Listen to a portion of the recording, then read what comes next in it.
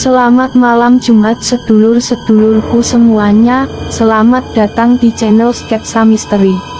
Channel kisah-kisah cerita misteri atau kejadian nyata yang pernah dialami oleh seseorang dalam kehidupannya. Episode kali ini menceritakan tentang arwah yang meminta tumbal nyawa melalui perantara peti misterius yang berisikan boneka dan sisir. Selamat menonton dan mendengarkan.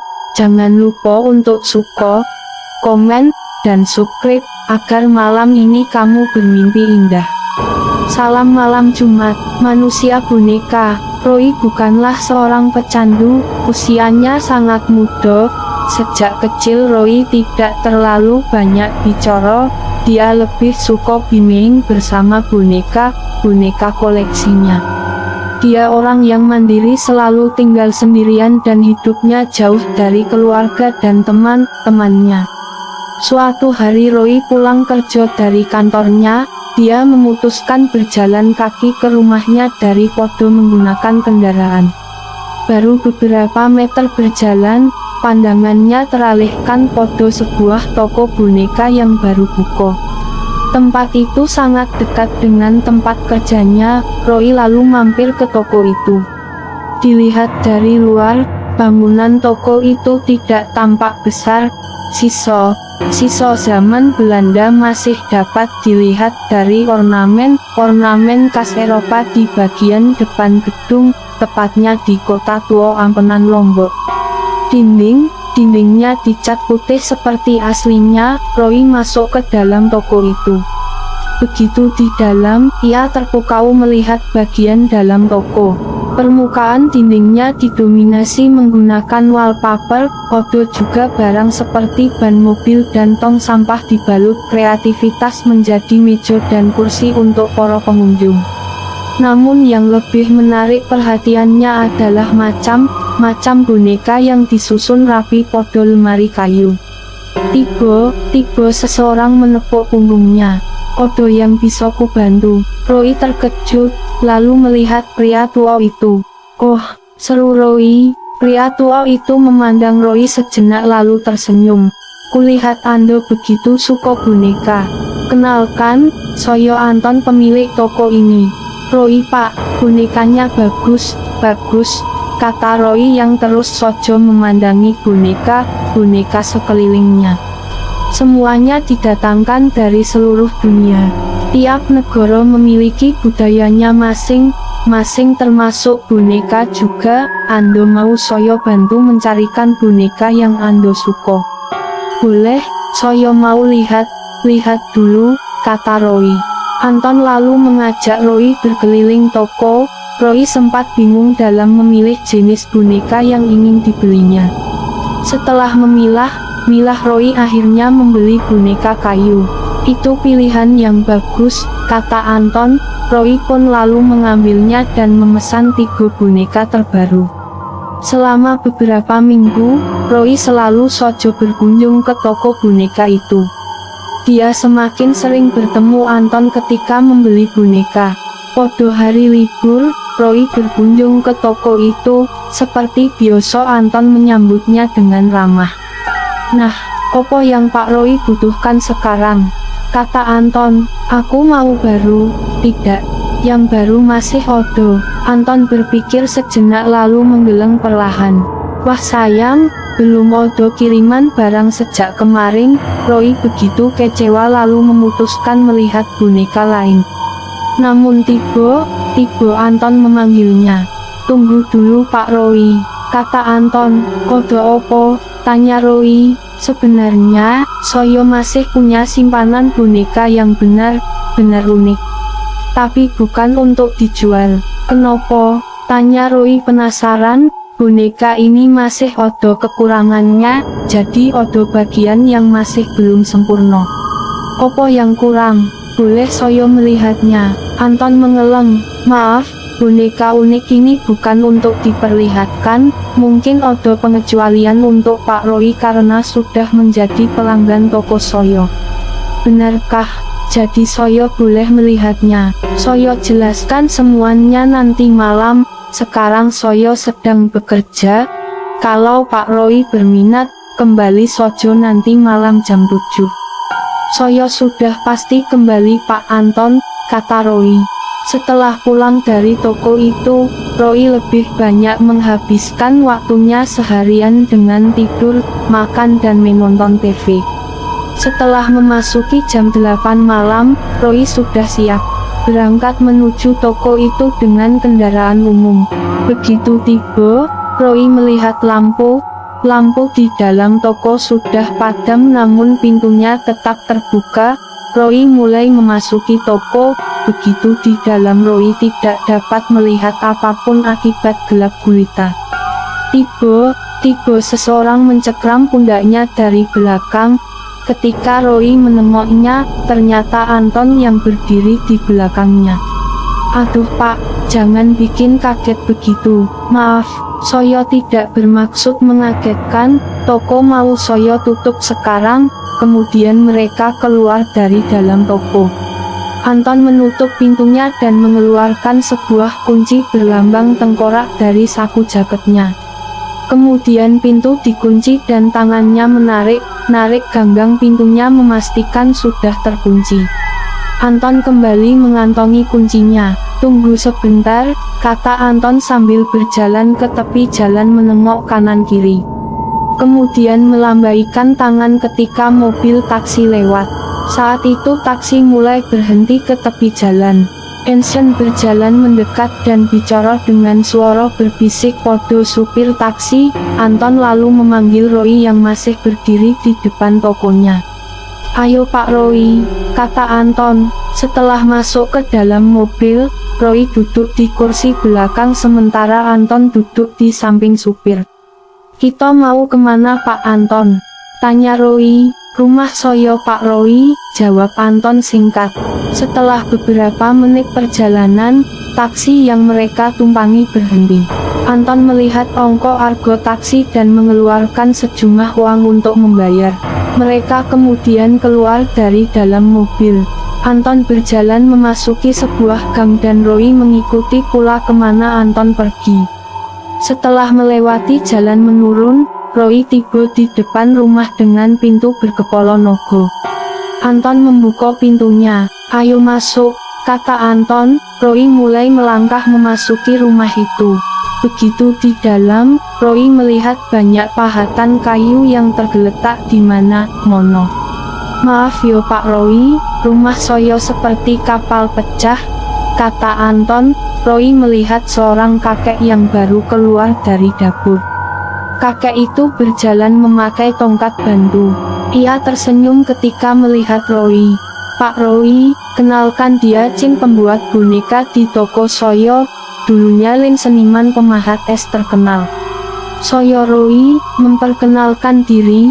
Cin menatap Roy dengan tajam. Sesekali ia memandangi Roy dari kaki hingga ujung rambut. Ia mengerutkan dagu sambil menganggukkan kepalanya. "Kamu tamu yang datang kemari sejak 15 tahun terakhir, mau minuman ginseng?" "Saya baru buat barusan." "Iya, terima kasih," kata Roy. "Ayo Pak Roy," kata Anton yang duduk di kursi kayu dengan meja persegi. Anton mengambil sebatang rokok dari saku celananya. Cin berbalik pergi ke dapur. "Ayo duduk Pak Roy," kata Anton lagi mempersilahkan duduk. Roy pun duduk bersebelahan dengan Anton. Tidak lama kemudian Cin kembali membawa segelas minuman ginseng. Ia meletakkannya di atas meja tempat Roy duduk. "Ayo dicicipi, ini buatanku sendiri." "Terima kasih, maaf sudah merepotkan." Cin langsung saja pergi ke kamarnya. Anton menyalakan pemantik apinya, membakar sedikit demi sedikit ujung rokoknya. "Pak Anton, tidak minum juga?" "Saya nanti sojo." "Ayo Pak, diminum." Roy baru pertama mencicipi minuman dari ginseng. Begitu diminum, terdapat macam-macam rasa di lidahnya. Ada manis, asam, pahit dan tetap terasa segar. Roy sangat haus dan meneguk habis minumannya. Setelah menghabiskan minumannya, Anton kini mulai bicara. "Pak Roy, sudah pernah dengar manusia boneka?" Roy menggeleng karena tidak tahu. Soyo baru tahu tuh, jawabnya. Anton menghela nafas sejenak lalu tersenyum. Manusia boneka semacam proses mengubah jasad menjadi boneka. Jika semua prosesnya Soyo jelaskan pasti terdengar keji bagi Pak Roy. Sudah lama Soyo mencoba membuatnya ketika teman Soyo meninggal akibat kecelakaan. Soyo kehilangan satu-satunya teman baik Soyo. Soyo mulai berpikir waktu itu untuk mengawetkan jasadnya. Tiba muncul ide brilian. Soyo ingin membuat manusia boneka pertama. Teman Soyo itu tidak memiliki keluarga atau kerabat, jadi Soyo sendiri yang mengurus jenazahnya. Pertama Soyo awetkan tubuhnya, tapi sayang, setelah diawetkan terjadi masalah.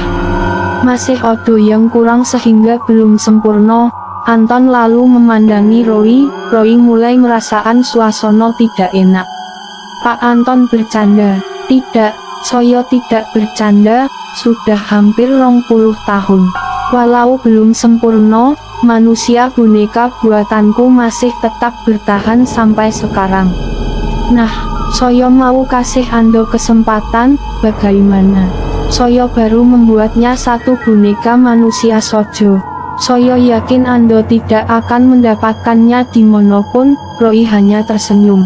Pak Anton bilang memakai jasad manusia, opo itu tidak keterlaluan. Anton tidak mengindahkan pertanyaan Roy.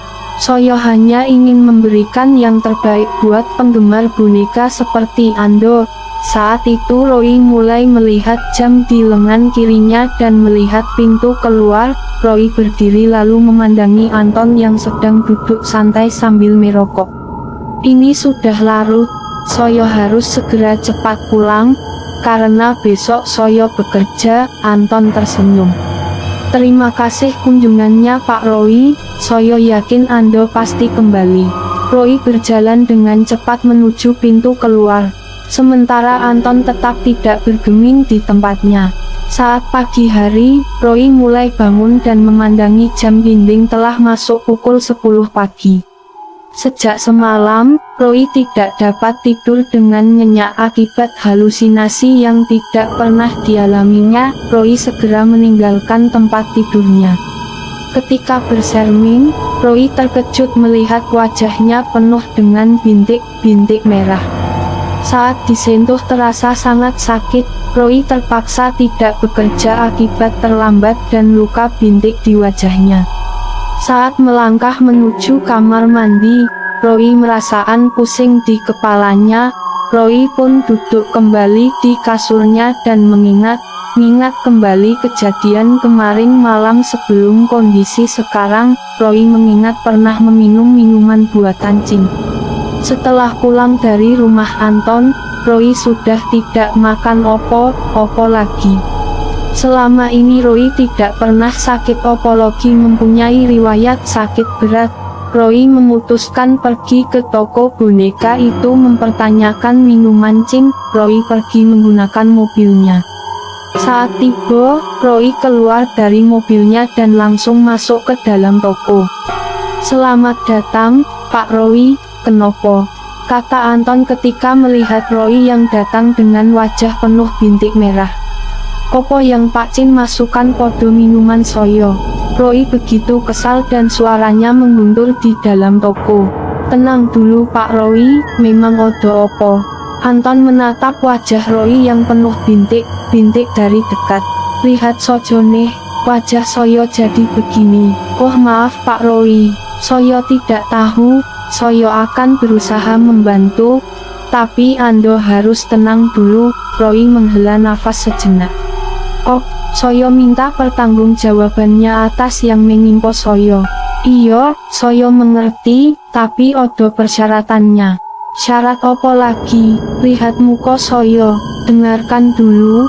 Soyo tidak minta apapun Pak Roy. Soyo hanya minta sampel darah Ando. Potong Anton. Roy berpikir sejenak mempertimbangkan permintaan Anton. Oh, terserah Sojo. Kini Roy sudah tidak terlihat marah. Tunggu sebentar, Soyo ambilkan dulu jarum suntik dan obatan. Anton segera pergi mengambil sebuah kotak obat. Setelah kembali, Anton lalu mulai mengambil sedikit darah Roy. Lalu ketika selesai, Anton memasukkan darah yang diambilnya menggunakan suntikan ke dalam botol kecil, lalu Anton memasukkannya ke dalam saku celana. Sudah selesai Pak Roy, tolong saya minta tanda tangan Anda di kertas kosong ini. Untuk opo? Tanya Roy yang memegangi pundaknya akibat pegal. Setelah darahnya diambil menggunakan jarum suntik. Saya akan memerlukannya nanti jika terjadi sesuatu. Saya khawatir di sampel darah Anda terdapat zat kimia beracun. Maka saya perlu mengeceknya dulu di laboratorium. Saya butuh tanda tangan Anda untuk izin ke dalam lab. Bukti saya sudah mendapat persetujuan dari pemilik sampel. Besok saya jamin semuanya beres. Andai benar Pak Roy seperti ini akibat minuman dari Pak Chin, itu bisa jadi kesalahan saya. Saya akan bertanggung jawab dan mencarikan Anda obat.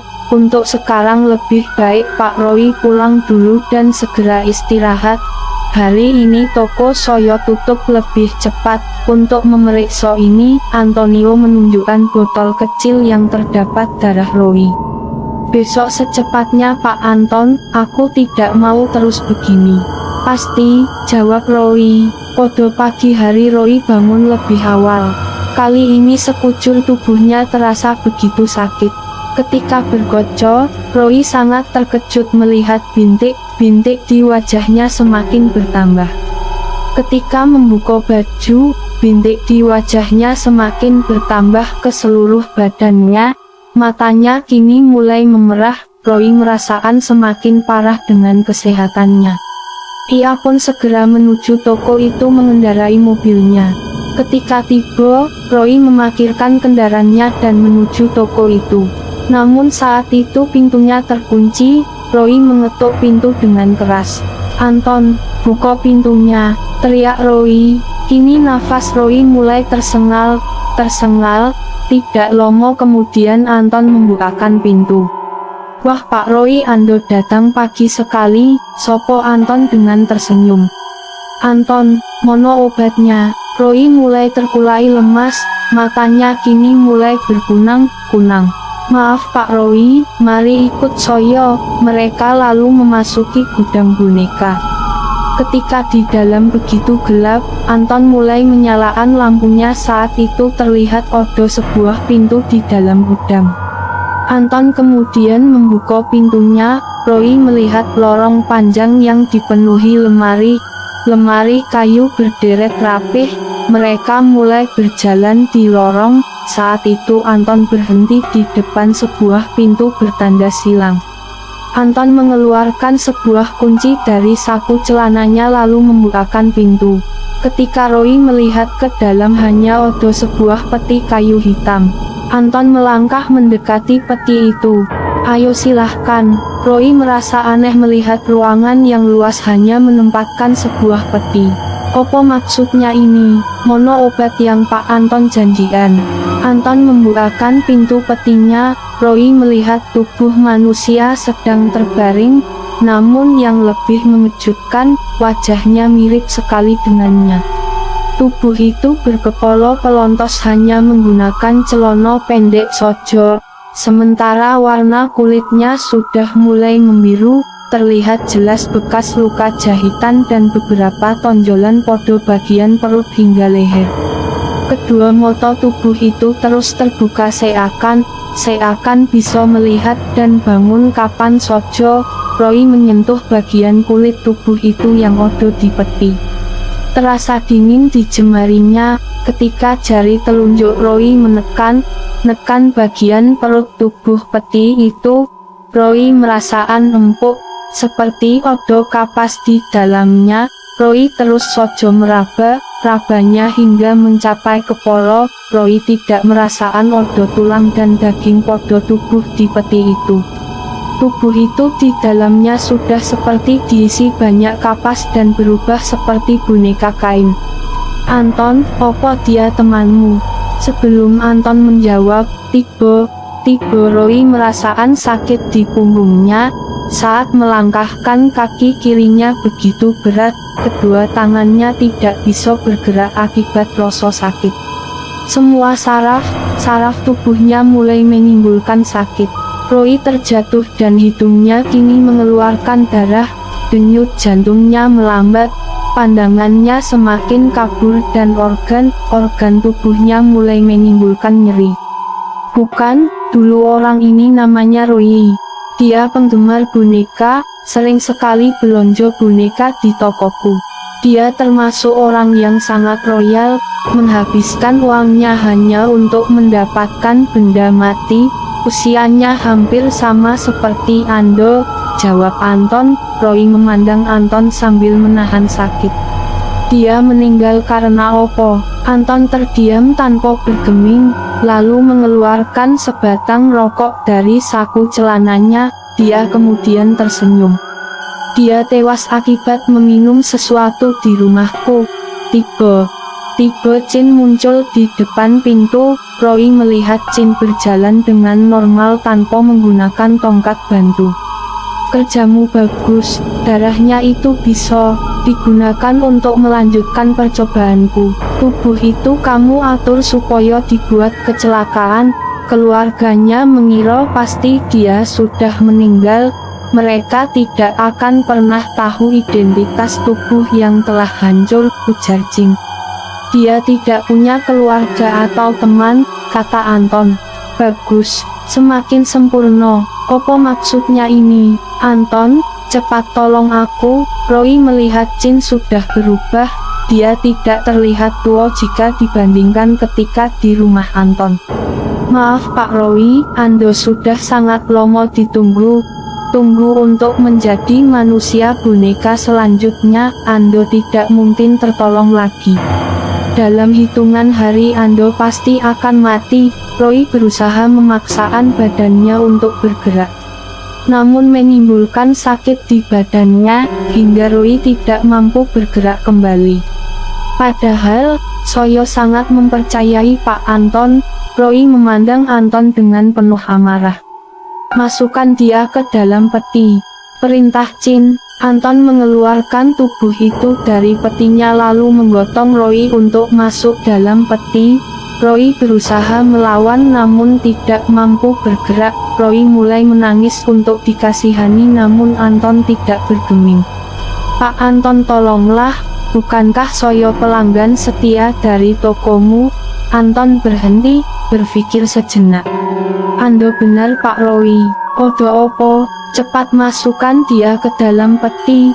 Roy merasa masih punya harapan. Terlihat Anton mulai berubah pikiran. Odo opo, kenapa diam saja? Jin mulai terlihat marah dan mulai mengacungkan pisaunya. Tapi, sepertinya, orang yang tepat hanya Pak Roy saja yang dapat menjadi manusia boneka sempurna. Jin mulai bernafas lega, lalu menurunkan kembali pisau miliknya. Bagus, dasar gila, teriak Roy dengan kesal. Anton memasukkan Roy ke dalam peti lalu ditutup dan dikuncinya dengan gembok. Roy terus saja berteriak meminta tolong. Namun tidak ada siapapun yang datang menolongnya. Kali ini, Roy ada di tempat yang gelap dan sunyi bersama sisa penyesalan.